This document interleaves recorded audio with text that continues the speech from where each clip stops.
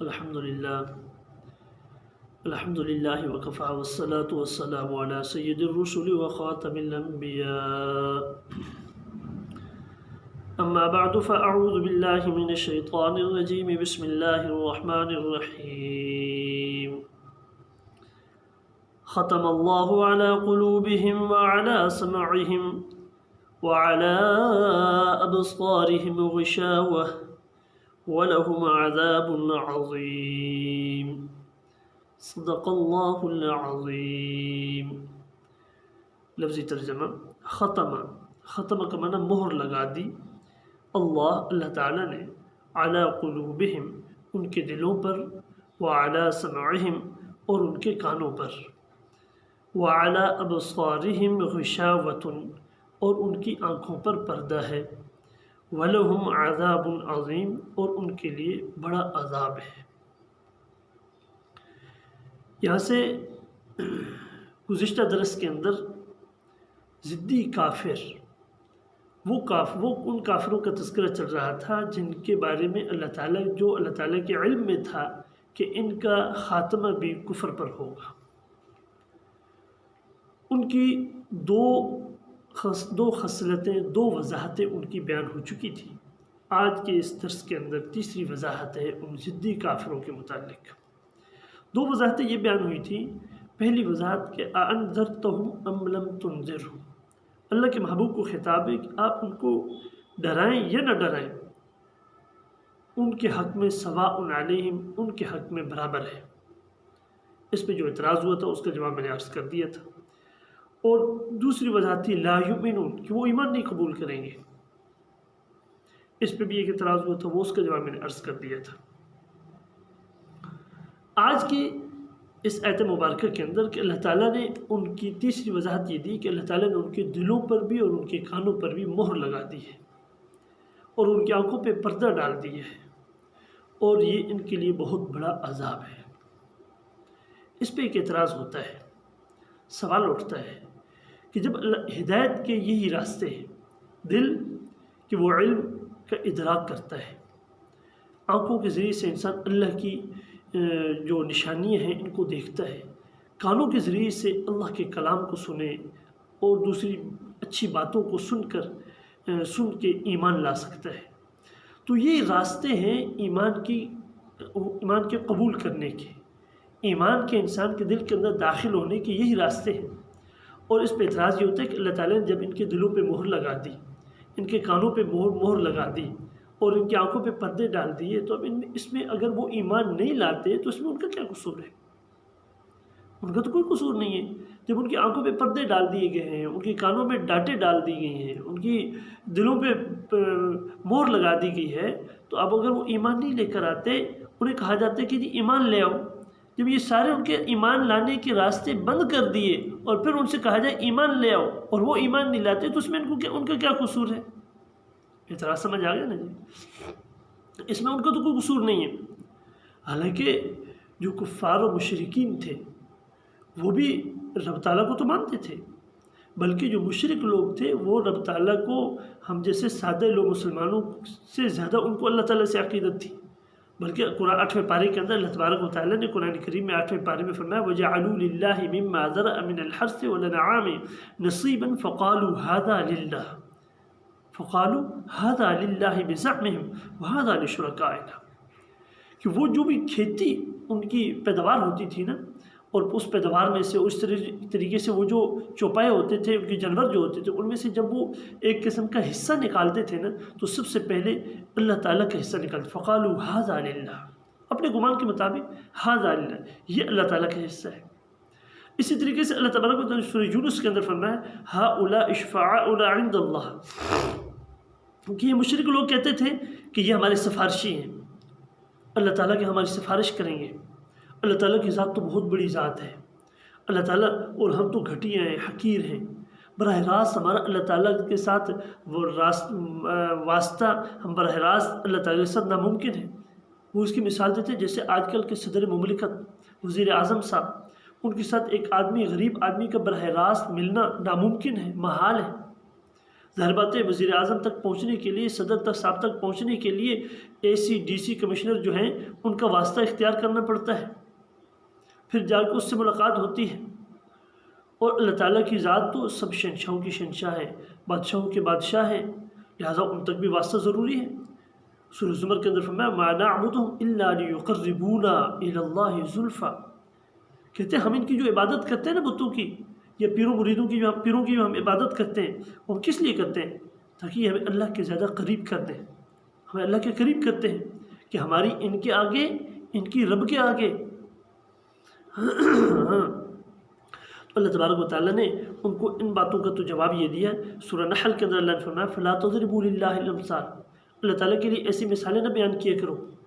ان اللہ یعلم وانتم لا تعلمون، اللہ تعالیٰ تو تمہارے بارے میں جانتے ہیں، تمہارے حالات کو، تمہاری ضروریات کو، ساری چیزوں کو جانتے ہیں، لیکن دنیا کا صدر، دنیا کا وزیر اعظم کو وہ تو غیب کے علم نہیں جانتا، اس کو تو نہیں پتہ تمہارے حالات کیسے ہیں، تمہاری ضروریات کیسی ہیں، اس کو تو جاننے کے لیے تحقیق کی ضرورت ہے، لیکن اللہ تعالیٰ کو جاننے کے لیے تحقیق کی ضرورت نہیں۔ انہ علیم بذات الصدور، تمہارے دلوں کے بھیدوں کو جانتا ہے، تمہاری ضروریات کو جانتا ہے، تمہارے حالات کو جانتا ہے، اس لیے میں فلا تضربوا للہ الامثال، اللہ تعالیٰ کے لیے ایسی مثالیں بیان نہ کیا کرو۔ دوسرا یہ جو کہا نا، وہ یہ کہا کرتے تھے کہ جس طرح ایک مکان کی چھت ہے، مکان کی چھت پہ چڑھنے کے لیے سیڑھی کی ضرورت ہے، ظاہر بات ہے انسان اڑ کے تو نہیں جا سکتا، سیڑھی کے بغیر انسان مکان کی چھت پہ نہیں چڑھ سکتا۔ اسی طریقے سے اللہ تبارک و تعالیٰ کی ذات تو بہت بلند ہے، بہت بلند و بالا ہے، اس تک پہنچنے کے لیے یہ بزرگ اور یہ جو ہمارے بت ہیں، یہ جو بزرگ ہیں، جو پیر ہیں، یہ اس تک پہنچنے کے لیے سیڑھی ہے۔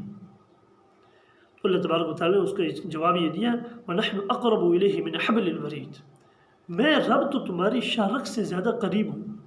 یہاں سیڑھی کی کیا ضرورت ہے؟ یہاں سیڑھی کی کوئی ضرورت نہیں ہے۔ تو اس ساری گفتگو کا خلاصہ یہ نکلا کہ جو مشرک ہوتے ہیں، مشرک جو تھے وہ رب تعالیٰ کی ذات کے منکر نہیں تھے، بلکہ بہت زیادہ عقیدت مند تھے، اللہ تعالیٰ کو بڑا مانتے تھے، اور اللہ تعالیٰ کی ذات کا جیسے میں نے پیچھے کہا نا قالوا ھذا للہ، یہ اللہ کا حصہ ہے۔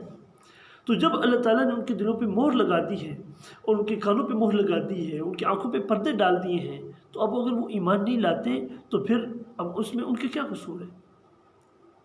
کانوں میں ڈھانٹے ڈال دیے جائیں، آنکھوں پہ پردے ڈال دیے جائیں اور دلوں پہ مہر لگا دی جائے اور پھر ان سے کہا جائے کہ ایمان لاؤ، اب وہ کیسے ایمان؟ یہ تو ایسے ہی ہے جیسے ایک آدمی کے ہاتھ بھی باندھ دو، پاؤں بھی باندھ دو اور اس کو اٹھا کے پانی کے اندر، کسی گہرے پانی کے اندر ڈال دو اور اسے کہو کہ بھائی ڈوبنا نہیں ہے، اپنے تیر کے باہر نکلنا ہے۔ بھائی وہ تیرے گا تو تب کہ جب اس کے ہاتھ پاؤں کھولو گے، تو اس کے ہاتھ پاؤں کھولو گے تو تب ہی تیرے گا، بغیر ہاتھ پاؤں کھولے وہ کیسے تیرے گا؟ وہ تو ڈوب جائے گا۔ بھائی یہی حال ہے، یہاں بھی یہی حال ہے۔ تو اس کا ایک جواب ہے، اس کا جواب سمجھنے سے پہلے ایک اصول سمجھیے۔ اصول یہ ہے کہ قرآن کریم ایک جگہ پہ اجمال بیان کرتا ہے، دوسری جگہ پہ اسی اجمال کی تفصیل بیان کرتا ہے، سمجھے؟ یہاں پہ اجمال ہے ختم اللہ علی قلوبہم وعلی سمعہم وعلی ابصارہم، اس کی تفصیل اللہ تبارک و تعالیٰ نے سورہ حامیم سجدہ کے اندر بیان کی۔ یہ کافر لوگ کہتے ہیں وَقَالُوا قُلُوبُنَا فِي أَكِنَّةٍ مِّمَّا تَدْعُونَنَا إِلَيْهِ وَفِي آذَانِنَا وَقْرٌ وَمِن بَيْنِنَا وَبَيْنِكَ حِجَابٌ فَاعْمَلْ إِنَّنَا عَامِلُونَ۔ یہ کافر لوگ کہتے ہیں کہ جب انہوں نے خود ہی اپنے اختیار سے، اپنے ارادے سے، اپنے اختیار کسب اور ارادے کے ساتھ اپنے دلوں پہ کہتے ہیں ہم نے اپنے دلوں کے اوپر غلاف چڑھانی ہے، خود کہتے ہیں اکنتن، اکنہ کنان کی جمع ہے، اس کا معنی غلاف، اپنے دلوں کے اوپر غلاف، یعنی ہمارے دل تمہاری باتوں سے محفوظ ہیں، تمہاری باتیں ہمارے دلوں پہ اثر نہیں کر سکتی۔ اللہ کے نبی کو کہہ رہے ہیں ہم نے اپنے دلوں کو غلافوں کے اندر پابند کر لیے، محفوظ کر لیے، لپیٹ لیے ہیں، اور ہمارے کانوں کے اندر ہم نے وفی آذاننا وقر، اپنے کانوں کے اندر ڈانٹے ڈال لیے ہیں، وبیننا وبینک حجاب، ہمارے تمہارے درمیان ایک پردے حائل ہے، ہم ان نگاہ سے تمہیں نہیں دیکھتے جن نگاہ سے تمہیں اللہ کے محبوب عمر و ابو بکر اور عمر دیکھا کرتے تھے۔ جب وہ اس نگاہ سے نہیں دیکھتے، کانوں کے اندر پہلے سے خود ہی ڈانٹیں ڈال لی ہیں اور دلوں کے اوپر جو ہے وہ دلوں کو غلافوں کے اندر بند کر لیا ہے، تو پھر اللہ تبارک و تعالیٰ فرماتے ہیں ٹھیک ہے، تم نے جو راستہ اپنے لیے پسند کیا ہم نے پھر کر دیا ختم اللہ علی قلوبہم وعلی سمعہم۔ جب انہوں نے خود اپنے لیے گمراہی والے راستے کو اختیار کیا ہے تو اللہ تبارک و تعالیٰ فرماتے ہیں کہ ٹھیک ہے، اگر تم گمراہی کے راستے کو پسند کرنا چاہتے ہو تو ہمیں کیا ضرورت ہے؟ انلزمکموہا وانتم لہا کارہون، تم تو گمراہی کو پسند کرو، تم یعنی دین کو پسند نہ کرو اور ہم دین کو تمہارے ساتھ چمٹا دیں، ایسے کبھی بھی نہیں ہوگا۔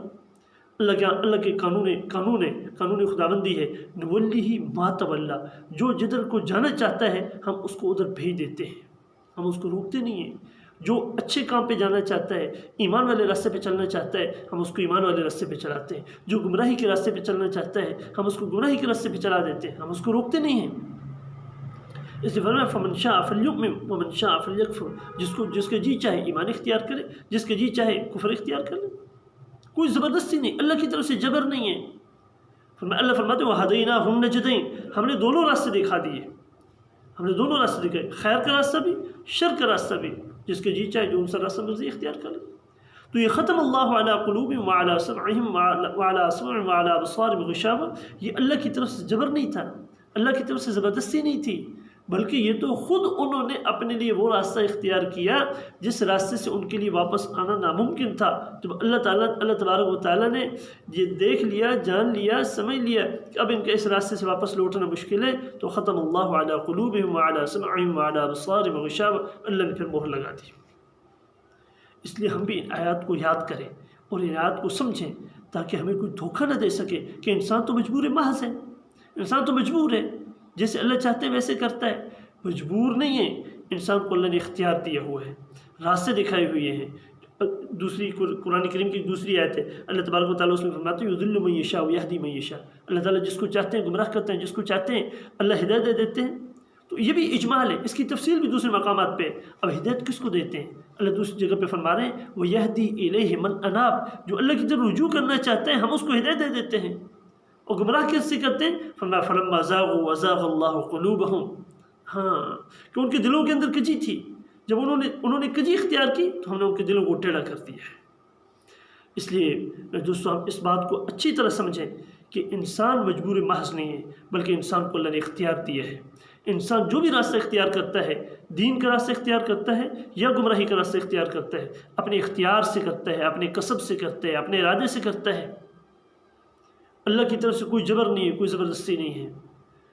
ہاں یہ ختم اللہ علی قلوبہم وعلی سمعہم وعلی ابصارہم کے اندر بھی ان کفار نے چونکہ اپنے لیے گمراہی کا راستہ اختیار کر دیا تھا، جیسے سورہ حمیم سجدہ کے اندر اللہ تعالیٰ نے فرمایا وقالوا قلوبنا فی اکنۃ مما تدعوننا الیہ وفی آذاننا وقر ومن بیننا وبینک حجاب فاعمل اننا عاملون، جب انہوں نے خود ہی اپنے لیے وہ ایسا راستہ اختیار کیا کہ اپنے دلوں کو خلافوں کے اندر بند کر لیا، کانوں کے اندر ڈانٹیں ڈال لیں، آنکھوں پہ پردے لٹکا لیے، اپنے نبی کو اپنے سے دور رکھا، تو اللہ تبارک و تعالیٰ نے ان کے ساتھ ویسا ہی معاملہ کیا۔